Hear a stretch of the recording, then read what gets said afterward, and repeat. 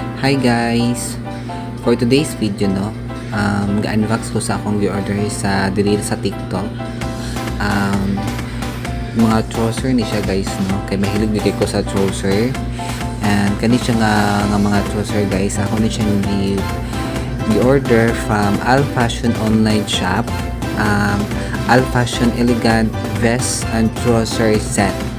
So mo na sila akong gi-order guys upat sila kabuok guys with different colors na ay pink, cream, violet, ay lavender, tsaka so na siya kasi nga pink, basta pink po na siya. And isa-isa guys ako na siyang gina-unbox para ipakita sa inyo saka nice ang nilahang trouser. Ang ganahan ako dali nga mga trouser guys na is kanang nice yung ilahang tela. In fairness kaayo makaingon ko worth it nga ako ang gibayad kay sa tela pa lang nila daan og sa ilahang fitting and then also sa styles worth it yun kaya nga akong gibayad sa sanina. So for today's guys is namang ko ilakaw, so gapamili ko dani kung unsa nga color nga trouser nga ako ang suoton. So isa-isa ko na ko dis na pag fit karon nga mga trouser kung unsay ako ang mas ganahan sa ilaha.